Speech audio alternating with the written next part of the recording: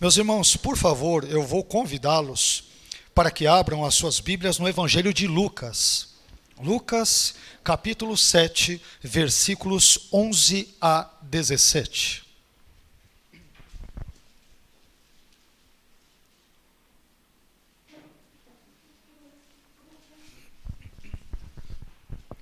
Evangelho de Lucas, capítulo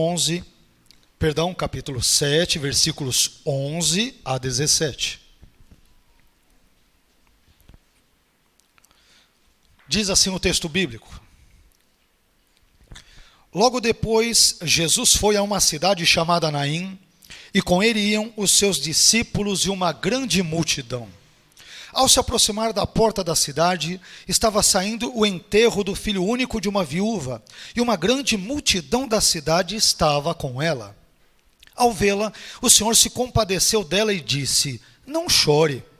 Depois aproximou-se e tocou no caixão, e os que o carregavam pararam.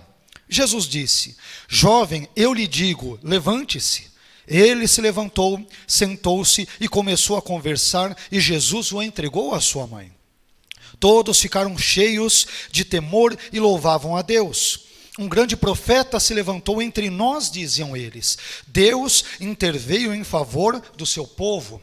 Essas notícias sobre Jesus espalharam-se por toda a Judeia e regiões circunvizinhas. Amém? Somente até aqui. Vamos orar ao Senhor, vamos agradecê-lo e vamos pedir para que o Senhor, mais uma vez, bondosamente venha falar ao nosso coração, à nossa mente, ao nosso ser, que Ele venha nos transformar, que sejamos impactados pela Sua palavra, pela Sua presença nesta manhã. Senhor, nós estamos aqui reunidos com a Sua igreja esta que Tu compraste com o Teu sangue na cruz. Te louvamos porque a igreja é Sua, ela não é de homens, não é de instituições, não é de teólogos, não é de ministros do Evangelho, mas ela é Sua. E nós te pedimos, Senhor, que o Senhor venha falar conosco nesta manhã, especificamente através desse texto que nós acabamos de ler. Senhor, o Senhor, cremos nós, é o mesmo Deus. Como Tu operastes no passado, Tu continuas a fazê-lo em nossos dias. O Senhor continua, Senhor, a curar, a libertar, a abençoar, a salvar, a restaurar. E te pedimos, Senhor, que o Senhor venha nos transformar, venha nos tocar, venha nos impactar por meio desta mensagem. Fale, Senhor, por favor, ao nosso intelecto, fale à nossa mente, fale ao nosso entendimento, que o Senhor remova todos e quaisquer empecilhos e obstáculos que possam prejudicar o livre curso da Sua palavra e também o fato de a mesma penetrar em nossos corações, de modo que sejamos abençoados, ensinados, instruídos pelo Senhor nesta manhã. Fique conosco e, por favor, nos abençoe, é o que te pedimos, gratos, em nome dos Seus filhos Jesus. Amém. Amém? Pode se assentar, meu irmão, por favor.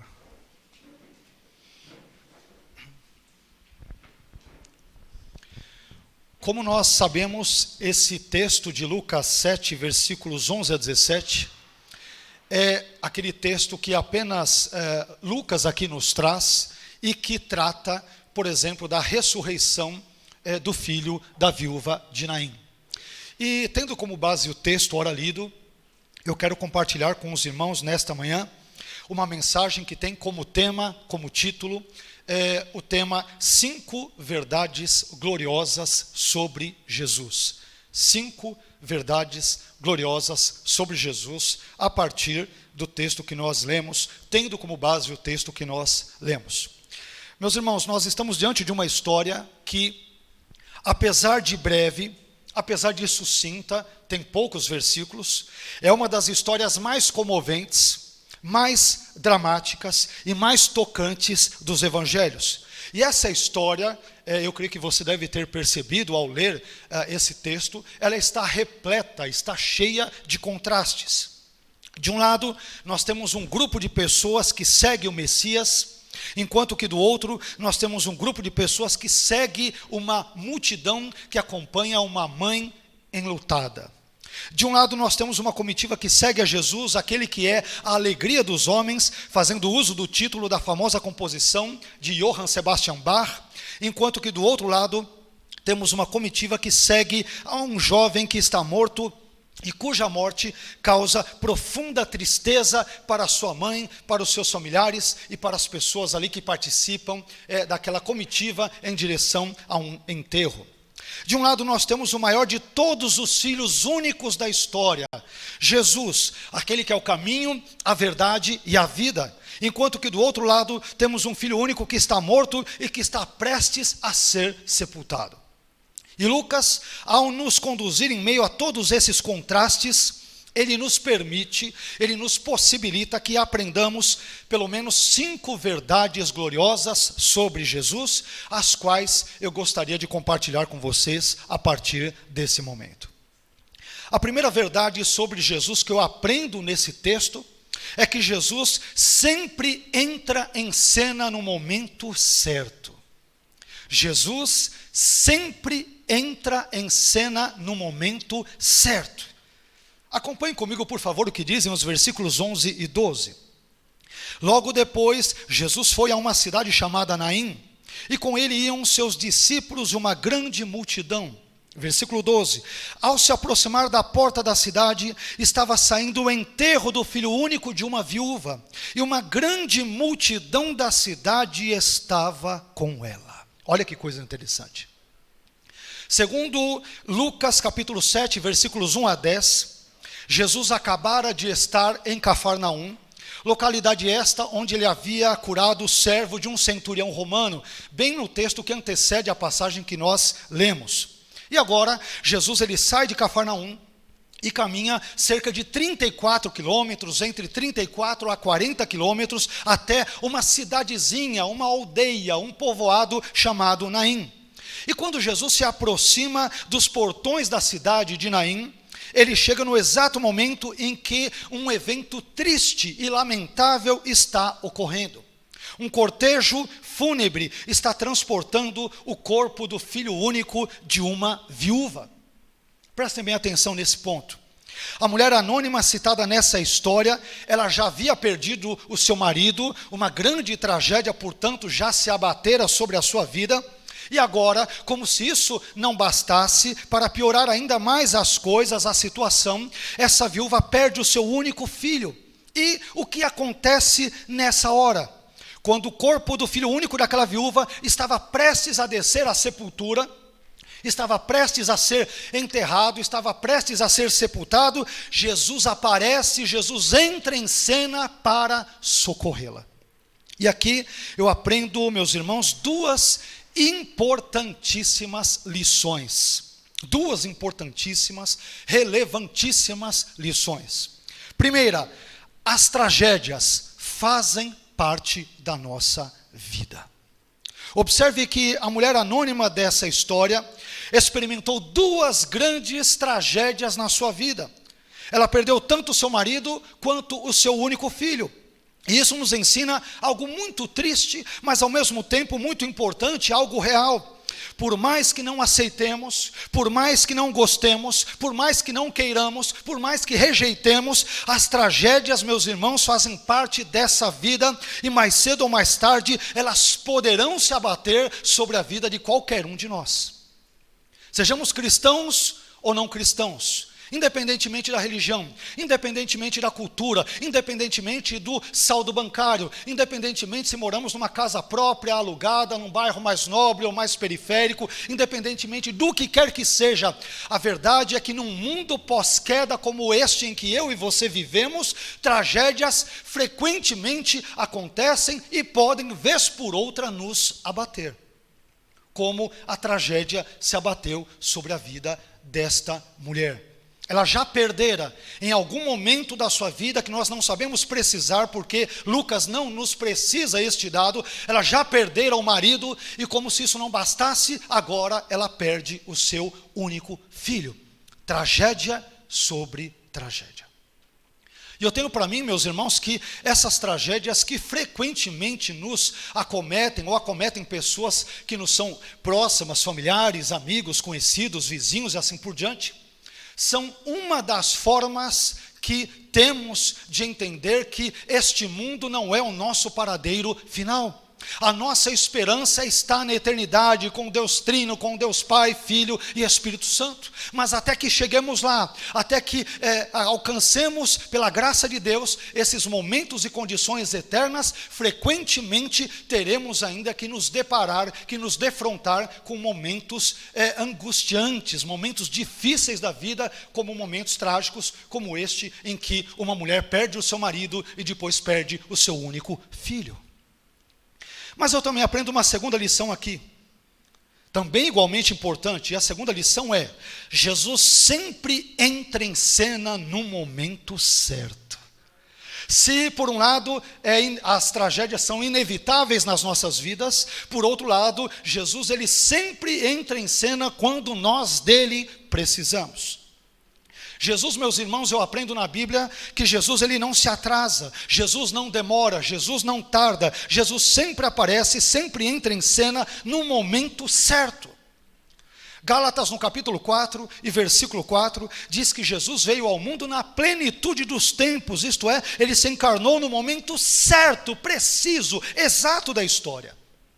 João capítulo 11, versículos 1 a 6, declara que Jesus, ao saber que seu amigo Lázaro estava doente, ele ficou ainda 2 dias no lugar onde estava, antes de ir até ele, conforme João capítulo 11 e versículo 6, ou seja, Jesus visitou Lázaro na hora certa. Jesus, meus queridos irmãos, nunca age adiantado ou atrasado.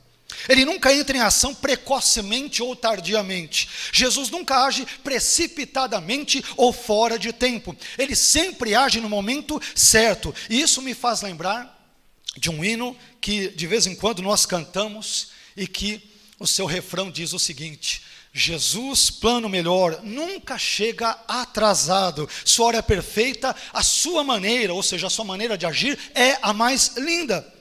Esse, meus irmãos, é o Jesus retratado nessa história. Ele atua na hora certa, ele chega no momento certo, ele manifesta o seu poder na ocasião perfeita, ele age no tempo preciso. Por isso, nos conforta sabermos que, ao mesmo tempo em que não estamos imunes às tragédias, às adversidades e problemas desta vida, por um lado, por outro, sabemos que o Senhor é um socorro bem presente no momento da angústia. Sabemos que quando estivermos passando pelo vale da sombra da morte, estivermos passando por situações difíceis da vida, não estaremos só. Deus estará conosco, o Espírito Santo estará conosco, Jesus estará conosco, porque eu aprendo nesse texto que Jesus, ele sempre chega, ele sempre entra em cena no momento certo. Portanto, se você estiver passando por alguma adversidade na sua vida, por algum problema, e quem de nós frequentemente não passa por estas situações, saiba que você não está e não estará sozinho, porque Jesus sempre chega no momento certo para nos acalentar, para nos abençoar, para nos curar, para nos restaurar, para nos transformar, para nos abençoar com a sua doce, gloriosa e magnífica presença. Amém? Esse é o Jesus que nós aprendemos aqui nesse texto bíblico. Mas eu também aprendo uma segunda verdade sobre Jesus, e que é a seguinte: em segundo lugar, Jesus, ele contempla aqueles que sofrem. Jesus contempla aqueles que sofrem. Lucas 7,13, parte A, eu estou aqui me baseando na NVI. Apenas a primeira frasezinha diz: ao vê-la. Ao vê-la. Observe que ao entrar em Naim, Jesus olhou para aquela viúva que acabara de perder o seu único filho e contemplou o seu sofrimento. Às vezes, meus irmãos, nós imaginamos equivocadamente que Jesus seja uma espécie de um CEO celestial, um tipo de presidente divino de uma grande empresa, uma multinacional, que está muito distante de nós, que é um ser inalcançável, inatingível, e que ele tem coisas mais importantes com as quais se preocupar do que com a minha e a sua miserável vida. Porém, nada está mais longe da verdade do que isso. O mesmo Jesus que olhou para a viúva e que contemplou a dor dela, é o mesmo Jesus que olha para nós e que contempla a minha e a sua angústia, a minha e a sua dor, as minhas e as suas lutas, o meu e o seu sofrimento. Vez por outra, nós vemos pessoas na Bíblia, isso é muito interessante, implorando pelo olhar e cuidado divinos. Não sei se vocês já perceberam, especialmente também nos Salmos, nos profetas, mas eu vou destacar alguns exemplos dos Salmos. Pessoas quando estão passando por problemas, e de novo, quem de nós não passa pelos mesmos ao longo da nossa vida, passamos por muitos deles, mas nesses contextos, frequentemente, vemos personagens bíblicos clamando a Deus pelo seu olhar, pelo seu cuidado. É interessante que nós, seres humanos, durante a nossa dor, nós queremos que Deus nos assista, que Ele nos contemple, que Ele nos olhe, que Ele nos veja, que Ele, em outras palavras, cuide de nós. Nós temos esse tipo de carência, ou não temos? Ou só eu que tenho? Quer ver só como não somos apenas nós? O salmista, no Salmo 25, versículo 16, ele clama a Deus dizendo: olha para mim e tem piedade de mim, porque estou solitário e aflito. Em outro salmo, o Salmo 69, 16, o salmista ora: ouve-me, Senhor, pois boa é a tua misericórdia, olha para mim, ele diz, segundo a tua muitíssima piedade. Em Jeremias, no capítulo 18, versículo 19, o profeta Jeremias, durante um momento de grande aflição pessoal, Jeremias ora ao Senhor dizendo: olha para mim, Senhor, e ouve a voz dos que contendem comigo. E olha que coisa interessante, por fim, um exemplo absolutamente pertinente para esse momento, que é o exemplo do apóstolo Paulo. Em 2 Timóteo, capítulo 4, versículos 16 e 17, o apóstolo Paulo, no final da sua vida, nos momentos últimos, derradeiros da sua vida, ele diz o seguinte: ninguém me assistiu na minha primeira defesa, antes todos me desampararam. Mas como cristão ele diz, que isto não lhe seja imputado, ele aprendeu isso com Jesus. Mas olha o que ele diz no versículo 17, mas o Senhor assistiu-me e fortaleceu-me, para que por mim fosse cumprida a pregação, e todos os gentios a ouvissem, e ele vai concluir dizendo: e fiquei livre da boca do leão. Meus irmãos, nós não estamos sozinhos com a nossa dor, Jesus está conosco. E por mais que muitos virem as costas para nós, no momento da nossa dor, Jesus não faz isso. Jesus se interessa pela minha e pela sua dor, pelo meu e pelo seu sofrimento. Esse é o Jesus em quem o apóstolo Paulo cria, esse é o Deus em quem o salmista ou os salmistas de Jeremias também criam. Um Jesus que se manifesta nos nossos momentos difíceis e um Jesus que contempla aqueles que sofrem. Não estamos com as nossas dores, mazelas, problemas e sofrimentos sozinhos. Há um Jesus que olha, que nos assiste, que está presente nos momentos difíceis da nossa existência humana. E é esse Jesus quem se revela a essa mulher enlutada que perdera aqui o seu único filho, nesse contexto de Lucas 7, sobre o qual nós estamos meditando nesta manhã. Isso irá nos encaminhar para uma terceira e importante, como todas as demais, verdade. A terceira verdade que eu aprendo sobre Jesus aqui é: Jesus, ele se compadece dos que sofrem. Jesus se compadece dos que sofrem. Veja o que diz Lucas 7, versículo 13, parte B. O Senhor se compadeceu dela e disse: não chore. Nós descobrimos aqui que Jesus não apenas assistiu passivamente o sofrimento daquela mulher viúva. Ele não contemplou de braços cruzados o sofrimento daquela mulher, mas ele também se compadeceu dela. Ele não apenas viu, não esteve apenas presente diante do seu sofrimento, mas ele agiu de forma a amenizar a sua dor, a sua angústia e o seu luto naquele momento. Aliás, a palavra compadecer, ela significa ter simpatia pela tragédia pessoal de alguém. E simpatia esta que é acompanhada pelo desejo sincero, verdadeiro, real, de amenizar a dor sofrida por uma pessoa. Jesus tem compaixão, uma das palavras mais lindas da Bíblia. Esse prefixo com, lembra o nosso com mesmo em português, a expressão latina compassio, com, passio, não apenas significa paixão, mas sentimento ou sofrimento. Ou seja, é ver alguém sofrendo e você sofrer com ela, você se simpatizar com a pessoa, você se colocar no lugar dela, é ter compaixão. Eu não apenas assisto passivamente a dor do outro, mas busco me colocar no lugar dele e busco fazer algo de modo que a sua dor e sofrimento sejam amenizados, sejam menorados. Esta é a ideia. A compaixão, meus irmãos, é um dos traços característicos mais marcantes de Jesus que nós encontramos nos evangelhos. Não sei se você se lembra disso ao ler os evangelhos, mas a compaixão, entre tantas outras coisas e predicados e qualidades, obviamente, mas uma delas que salta-nos aos olhos é a compaixão de Jesus. Quer ver só alguns poucos e breves exemplos? Mateus 9,36 diz que Jesus, vendo a multidão, ele teve grande compaixão deles. Por quê? Porque andavam desgarrados e errantes, como ovelhas que não têm pastor. Jesus que tem compaixão da multidão, ele se coloca no lugar dela.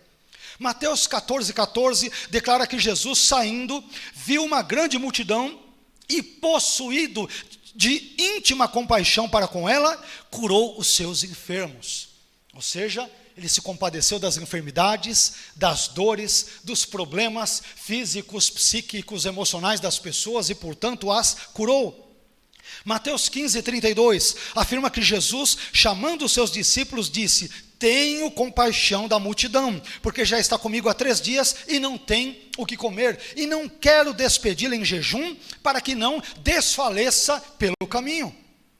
Mateus capítulo 20, versículo 34, diz que Jesus, movido de íntima compaixão, tocou-lhes nos olhos, isto é, nos olhos de 2 cegos, e eles logo viram, e eles o seguiram. Por fim, Marcos capítulo 1, e versículo 40, diz que um leproso se aproximou de Jesus, e lhe disse: se quiseres, bem podes limpar-me. E Marcos 1,41, o versículo seguinte, registra que Jesus, mais uma vez, movido de grande compaixão, estendeu a mão e tocou-o e disse-lhe: quero, seja limpo. Olha que coisa gloriosa. Como nós podemos perceber, não era a autopromoção, não era o dinheiro, não era a ganância e não era qualquer outra coisa que movia Jesus a curar, a abençoar e a libertar as pessoas, a não ser a sua compaixão profunda por elas. Meus irmãos, nós não servimos a um Jesus desalmado, a um Jesus incompassivo, um Jesus indiferente e insensível à minha e à sua dor. Muito pelo contrário, nós servimos a um Jesus que é benevolente, que é benigno, que é bondoso e que é compassivo. E o Jesus que teve compaixão dessa mulher enlutada aqui de Naim, pela perda do seu filho, é o mesmo Jesus que tem compaixão da minha e da sua vida, das minhas e suas misérias, das minhas e suas dores. Mais uma vez, reitero, volto a dizer, não estamos sozinhos nesse mundo de dores, muitas vezes amargo, muitas vezes difícil, muitas vezes obscuro, nebuloso, mas há um Jesus que se compadece de mim e de você. Há um Jesus que conhece as minhas dores e as suas. Ele sabe o que é experimentar dores, porque ele foi crucificado. Ele sabe o que é ser abandonado, porque quando mais esperava, os seus discípulos, a quem tanto amava, viraram-lhe as costas. Ele sabe exatamente o que eu e você passamos nesse mundo, e portanto ele tem condições de nos socorrer da melhor maneira possível. Nós não estamos só. Há um Jesus compassivo que se compadece das minhas e das suas angústias, das minhas e das suas dores. Esse é o Jesus desse texto de Lucas no capítulo 7. Esse é o Jesus desse texto. Mas isso também aponta para outro elemento muito importante e sobre o qual cantamos algumas vezes na manhã de hoje. A quarta verdade importante sobre Jesus, quarta e penúltima verdade importante sobre Jesus, que nós aqui encontramos, é que Jesus é Senhor sobre a morte. Jesus é Senhor sobre a morte. Lucas 7, versículos 14 e 15 diz isso.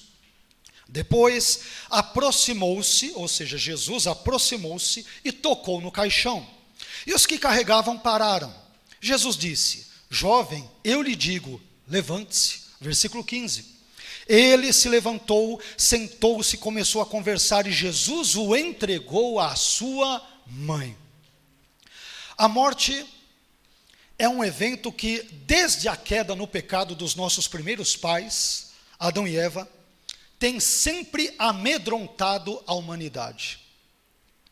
O piloto de Fórmula 1 mundialmente conhecido, o brasileiro Ayrton Senna, por exemplo, quando questionado, disse certa vez que o seguinte, ele disse: tenho medo da morte e da dor. Pois bem, aquilo que amedrontava o Ayrton Senna e que amedronta boa parte da humanidade está sob os pés de Jesus, está sob o controle glorioso, eterno e todo-poderoso de Jesus. Quer ver só? Em Apocalipse, no capítulo 1, versículos 17 e 18, Jesus se apresenta para o apóstolo João, na ilha de Patmos, dizendo: eu sou o primeiro e o último e o que vive. Fui morto, mas eis que aqui estou vivo para todo o sempre. E esse Jesus, meus irmãos, que morreu, que ressuscitou e que está vivo para todo sempre, ele nos deixou uma maravilhosa, dentre tantas outras promessas, nos deixou uma maravilhosa promessa que podemos encontrar por meio da pena do apóstolo Paulo, ali em Romanos 8:11, onde Paulo, inspirado evidentemente pelo Espírito Santo, escreveu: e se o Espírito daquele que dos mortos ressuscitou a Jesus habita em nós, aquele que dos mortos ressuscitou a Cristo, também vivificará o nosso corpo mortal, pelo seu Espírito que em vós habita. O mesmo Jesus, meus irmãos, que ressuscitou ali, naquele contexto, não o último, é evidente, o filho da viúva de Naim, é o mesmo que na eternidade, é com quem nós viveremos para todo sempre, no contexto escatológico, no contexto final da história.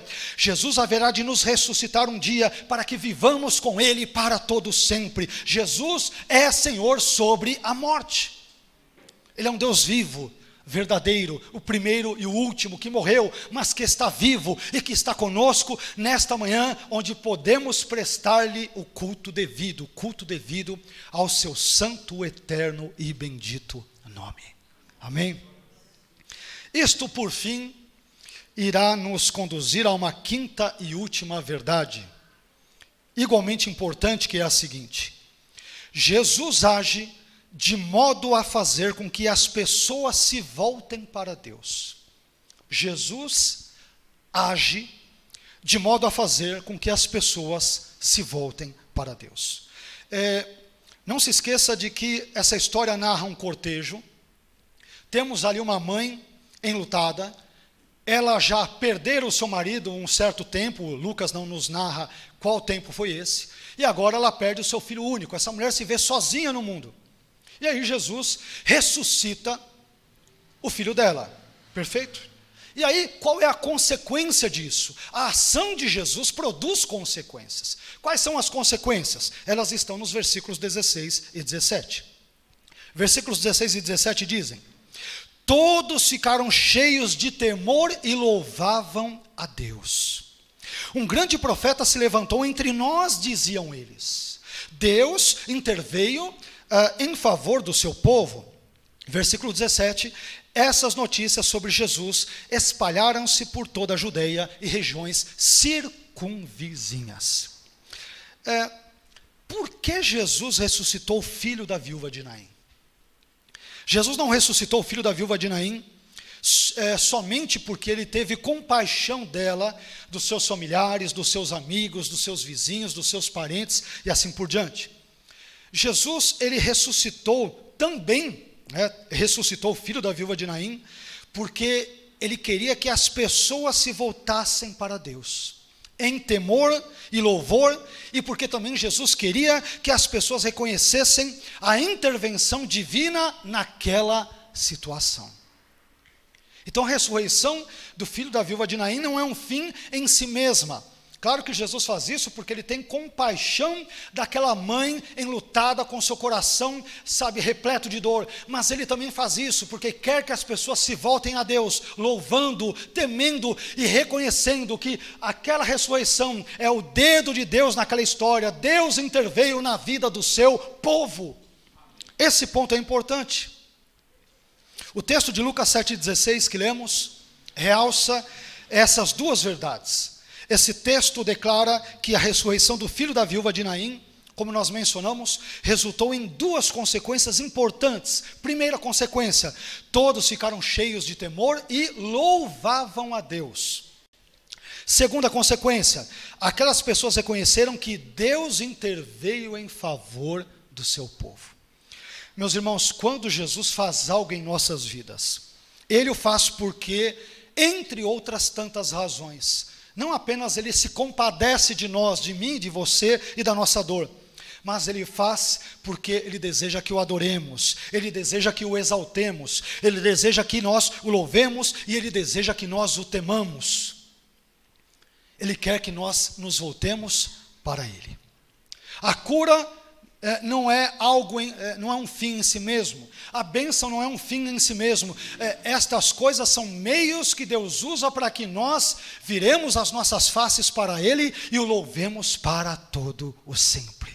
Ele quer que nós o louvemos, que nós o adoremos, que nós o glorifiquemos. E esse texto, portanto, de Lucas 7, ele nos traz estas importantes verdades.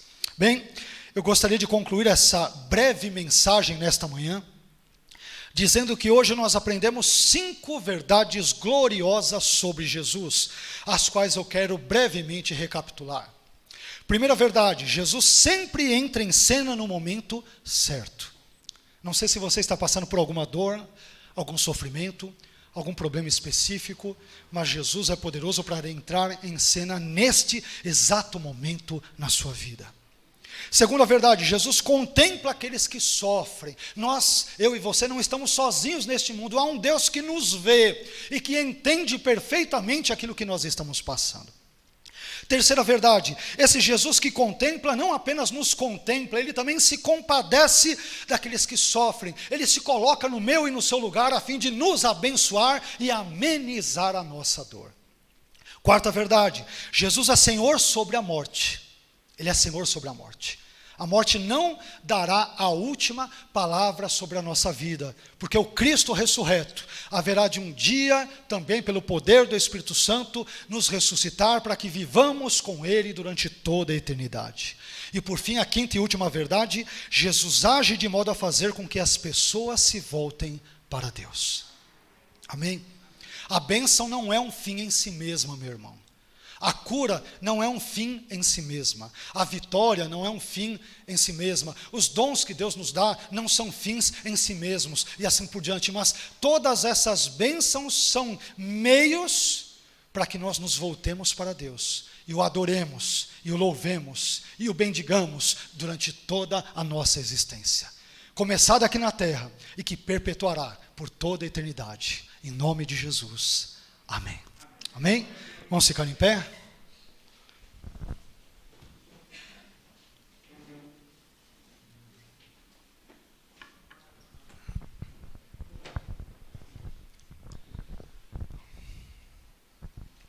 Nós queremos nessa hora louvar a esse Jesus que sempre entra em cena no momento certo. Sempre no momento certo.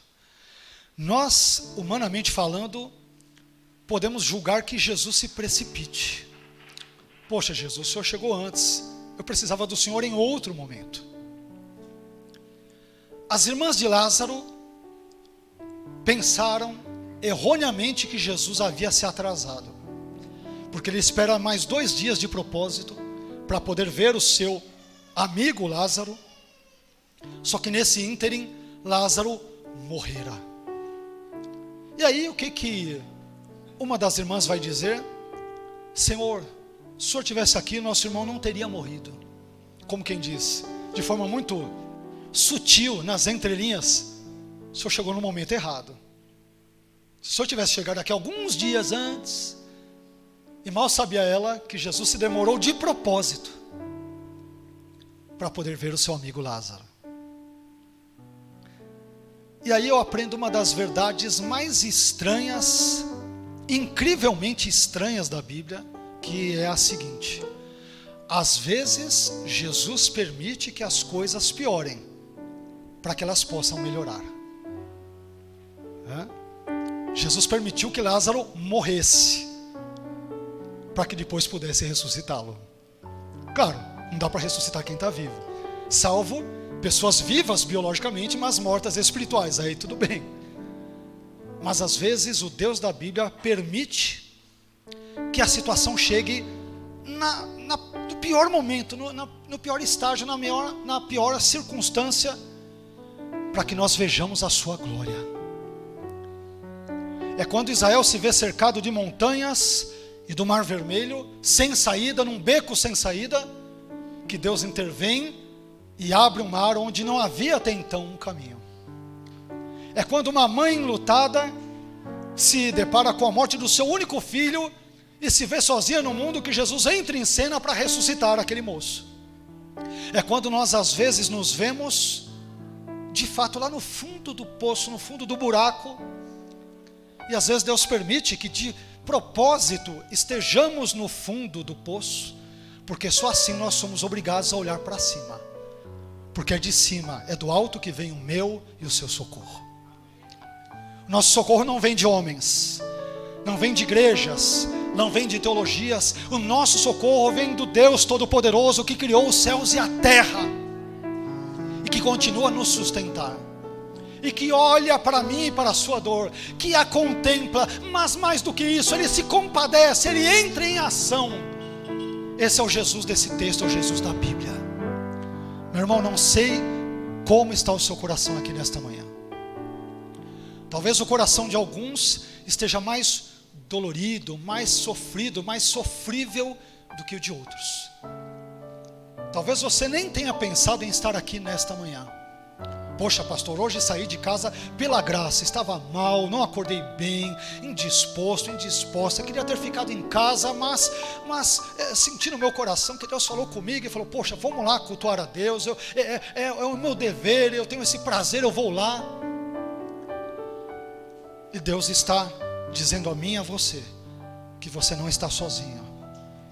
Ele vai se manifestar no momento certo da minha e da sua dor. Ele tem contemplado as minhas e as suas dores e sofrimentos, e Ele está se compadecendo de nós. Ele venceu a morte e Ele age de modo que possamos sempre nos voltar para Deus. Esse é o Jesus retratado aqui nesse texto da ressurreição do filho da viúva de Naim. É um Jesus poderoso que está aqui nessa manhã para amenizar a minha e a sua dor, para nos acalentar, para nos abraçar, para nos revigorar, para nos dar a sua graça. Meu irmão, você não está sozinho na sua dor. Deus está comigo e com você durante ela.